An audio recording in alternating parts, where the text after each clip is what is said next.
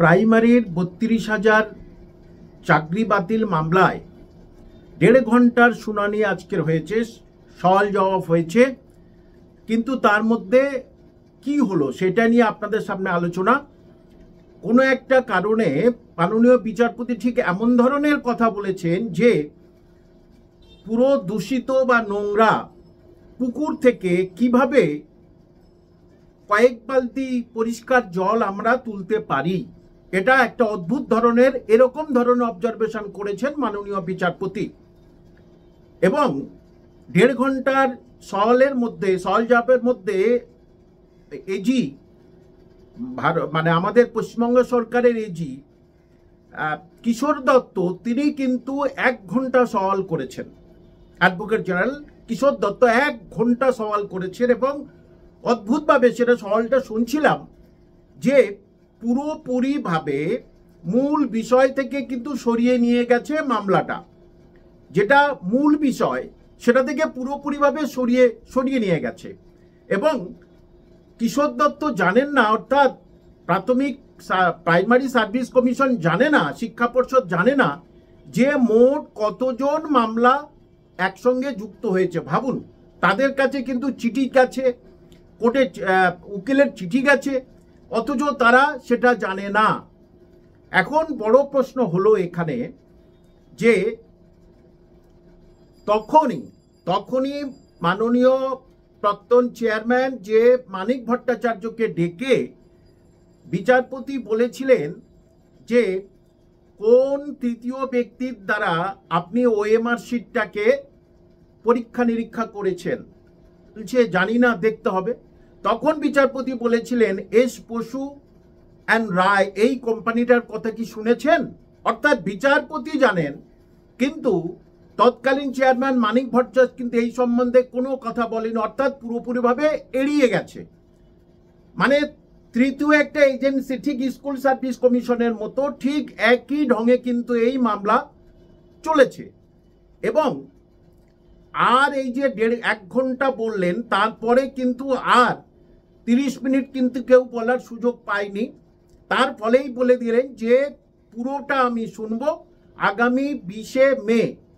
অর্থাৎ এই মামলার ক্ষেত্রে যে প্রধান যে অ্যাপটিটিউড টেস্ট, সেই অ্যাপটিটিউড টেস্টটা নিয়ে কিন্তু মাননীয় কিশোর দত্ত অ্যাডভোকেট জেনারেল একবারও একটা কথা বলেননি।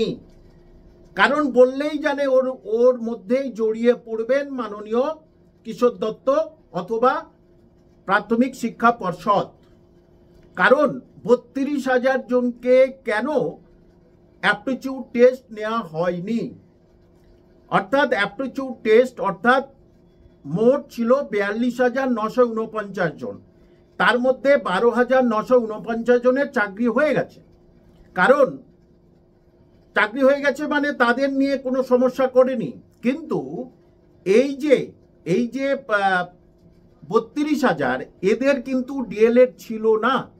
যাদের ডিএলএড ছিল ১২,৯৪৯ জন, তাদের কিন্তু ডিএলএড ছিল, কারণ তারা অলরেডি প্র্যাকটিস টিচিংয়ে দিয়েছে, সে অভিজ্ঞতা তাদের আছে।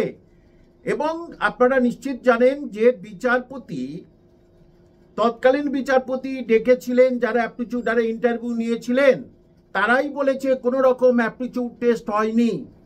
অর্থাৎ তারা যে কিভাবে পড়াবেন স্কুলে সেই সম্বন্ধীয় কিছু হয়েছে কি, কারণ ৫ নম্বরের অ্যাপটিটিউড টেস্ট ছিল আর ৫ নম্বরের ছিল ভাইবা। মানে নানা রকম প্রশ্ন করে আর কি, যে বিদ্যালয়ে তুমি কোনো ছাত্র যদি অসুখ করে হঠাৎ তুমি কি করবে, বা বিদ্যালয়ে কোনো ছাত্র মনোযোগী না তখন তুমি করবে, এটা ইন্টারভিউ। বা আরও পারিপার্শ্বিক মানে কারেন্ট অ্যাফেয়ার্স ইত্যাদি সব বলা যেতে পারে। কিন্তু কোনোভাবেই এদের বোর্ড ওয়ার্ক করানো হয়নি, বোর্ড ওয়ার্ক নিয়ে এদের কোনো রকমের সময় দেওয়া হয়নি। আর সেখানেই কিন্তু বিপদে পড়েছে এই সরকার। এবং শিক্ষা পর্ষদের কাছে আরটিআই করে জানতে চেয়েছিল বেশ কিছুজন যে আমি কত পেয়েছি, আমার নাম্বার ভাগটা দিন, কিন্তু সে সম্বন্ধে কোনো তারা দেয়নি প্রাথমিক শিক্ষা পর্ষদ। তাই সেই নিয়ে কিন্তু মাননীয় কিশোর দত্ত একটিও কথা খরচা করেননি। অর্থাৎ আরো বিপাকে পড়তে চলেছে কিন্তু প্রাথমিক শিক্ষা পর্ষদ এবং এই 32,000 যারা চাকরি করছে, কিন্তু যারা সত্যি তাদের চাকরি থাক, আমি বারবার বলছি যারা সত্যি সত্যি পড়াশোনা করেছেন তাদের চাকরিটা থাক, এটা আমি সবসময়ের জন্য চাই, মানুষও চান।